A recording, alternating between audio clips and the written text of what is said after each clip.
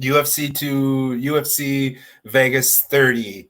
I can't believe there's been 30 of these events. But yeah, the main event. This is a really sneaky, amazing fight. Volkov versus Ciryl Gane. And I got a pick for this one, and I want to bounce it off dude, you. because I tell you what, that is an amazing matchup. Yeah, so let me just break it down basically just based on the numbers. We look at Volkov. He's 7-2 in the UFC since coming in.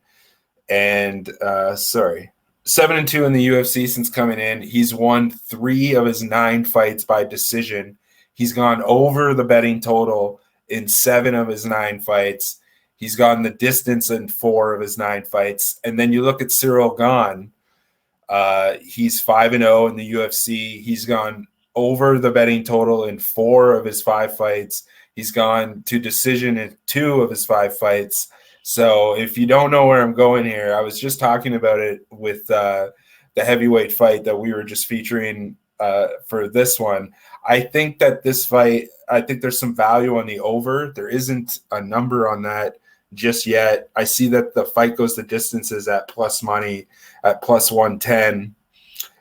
So I feel like there's some value on the over, whatever that number is at. And you never know. You might be able to get a 2.5 or something, depending on where they line this. And this is the way that I see this as far as the side goes. If the pre-gone conclusion is that this one is going to go the distance, and Volkov is like a plus 140 underdog, if this one is going to go the distance, and Ciryl Gane is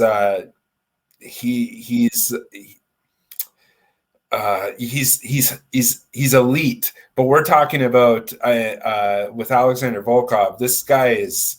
I feel like his striking and just his hitting power is right up there with Ciryl Gane, and I think that the UFC is kind of pushing this guy, putting him on the fast track. I don't understand how he's 3rd and ranked in the division right now, and I'm not taking anything away from him, but I think the value is on Volkov in this fight.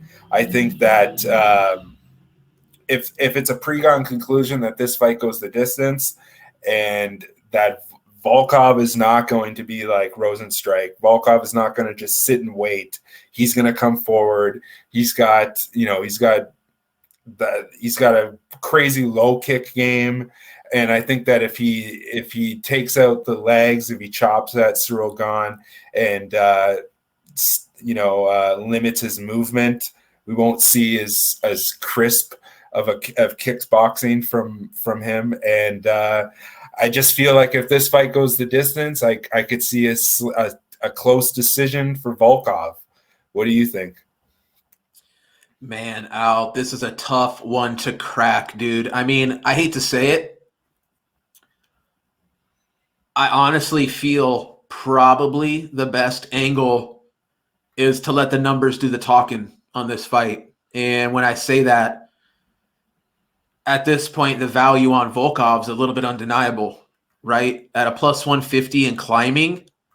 I mean, here's the problem, though, man. Like, Ciryl Gane, this guy doesn't get hit.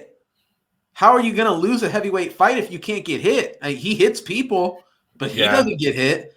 I mean, has he only fought 8 pro fights? Yeah, it's astounding. But you know what? When you train with Francis Ngannou, you probably get pretty good at not getting hit, because if you do, it's serious problems. Here's another thing. I know Volkov is the taller, bigger framed guy.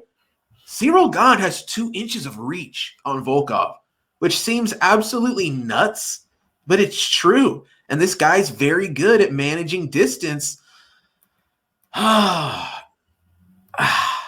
It's a tough one, dude. I mean, I really do. It's tough for me to go against a guy who's won every fight he's ever been in, has looked good. I mean, there's not really a time we've seen Ciryl Gane struggle. We haven't seen any weaknesses exploited. Every fight this guy's been in, it's him in the driver's seat. Now, don't get me wrong, was his last one against Rozenstruik just a snooze fest? Absolutely. But I mean, if you're going to fight a smart fight against Jairzinho Rozenstruik, you're going to want to make it boring. You don't get into a firefight with the guy. That's like really about his only path to victory, you know? Yeah. Man, Al, I don't know, man. Like, I'll put it like this. If this was lined even money, if it's a pick 'em, I probably go Ciryl Gane. But we're talking about a plus 150 Volkov, the guy, the bigger man, more experienced, the guy that's been in there with the best of the best, championship level guys, and he's beat a lot of them. Yeah. Ciryl Gane, best wins Jairzinho Rozenstruik, right? Who we know his flaws. We know this is a guy that we know isn't top level championship material. Volkov at this point might be. Again, Al, I come back to it, man. I think this is one where I let the odds sway me, and I think I probably do from just a value standpoint.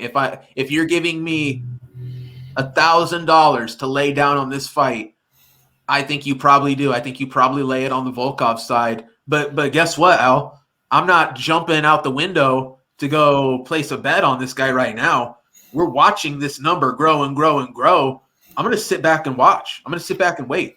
And if we can get Volkov beyond that, I mean, if this money just continues to pour in on Ciryl Gane, I think I probably wait and pull the trigger. Who knows though? Maybe we see some resistance. Maybe we see a pullback, and then things might shift. But I'm going to sit back and wait patiently. And man, I just don't know. I mean, this is all pre-tape. I've got a lot of work to still do on this fight, but it's very intriguing, man. And I just got to be honest, from a fan standpoint, from a matchup standpoint, it's just phenomenal. I can't wait for the fight. Yeah, and I'm not taking anything away from Ciryl Gane as far as his skill. It just comes down to we're talking about the former Bellator heavyweight champion who's now has 7 UFC wins to his name, just 2 losses, facing a guy has 8 professional fights.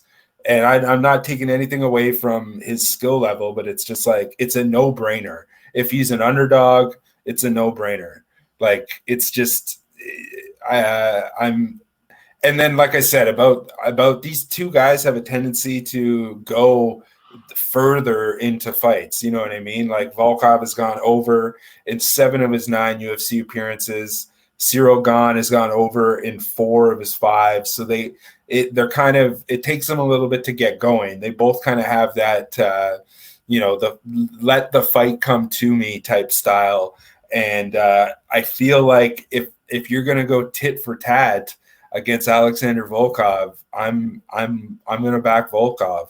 And it's the type of thing where it's just positive EV type wagering based on the odds, where if it loses, I'm not going to regret being on that side. I think I'm looking at on another site, and I still can't see a total yet. So the only thing that I see is fight goes the distance, yes, at plus 110, which that's kind of risky because you're talking about 2 really hard-hitting heavyweights, and I would like to get a better number than plus 110 for that.